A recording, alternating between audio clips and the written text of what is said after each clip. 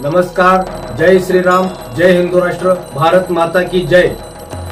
काल 7 ऑगस्ट 2025 रोजी काही व्यापारी संघटनांच्या लोकांनी भाकड जनावरांचा शेतकऱ्यांवरती ताण पडतोय म्हणून हत्येसाठी परवानगी द्या व जे गोरक्षक गाड्या अडवून कसायांवरती व वाहतूकदारांवरती गुन्हा दाखल करतात त्या गोरक्षकांवरती कारवाई करा अशा प्रकारचं निवेदन काल काही कसायांनी व जे जन्माला हिंदू आणि कर्माने गांडू म्हणून जे भडवे आलेत त्या भडव्यांनी व जे काही शेतकरी संघटनांचे खोबरं मिळेल ते चांग भलं करणारे पुढारी या सर्व भडव्यांनी मिळून काल चंदगड तहसीलदारांना निवेदन दिलेलं आहे।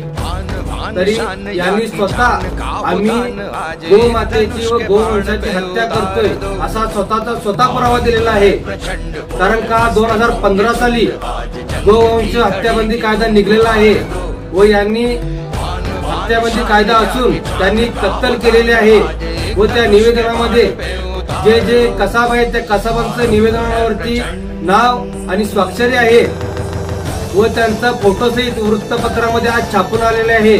तरी पोलीस प्रशासनाने त्यांच्यावरती योग्य ती कारवाई करायला पाहिजेत व जे गोरक्षक आपले प्राण पणाला लावून दिवस रात्र न बघता आपला हिंदू धर्माचं प्रतीक टिकवण्यासाठी महादेवाला प्रिय अशा नंदीची रक्षा करण्यासाठी जे गोरक्षक काम करतात त्यांच्यावरती तुम्ही बोट उचलण्याचा प्रयत्न करतात हे अतिशय निंदनीय आहे। तरी आम्ही सर्व हिंदुत्ववादी संघटना या भडव्यांचा विरोध करतोय आणि सर्व गोरक्षकांना एक आवाहन करतोय की यांनी गोरक्षकांच्या नादाला लागून फार मोठी चूक केलेली आहे। तरी गोरक्षकांनी आता अति जागृत होऊन जिथं जिथं गोवंशाची गोमातेची हत्या होईल तिथं त्या गाड्या अडवून त्या गाड्या सरळ पेटून देण्याचं काम करायचं आहे।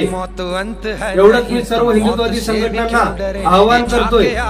आपल्या गोमातेला एकनाथजी शिंदे साहेबांनी राज्यमातेचा दर्जा दिलेला आहे। त्या राज्यमातेला हत्येसाठी हे भडवे परवानगी मागत आहेत हे निंदनीय आहे। या गोष्टीचा आम्ही सर्व संघटना विरोध करतोय। जय श्रीराम, जय हिंदू राष्ट्र।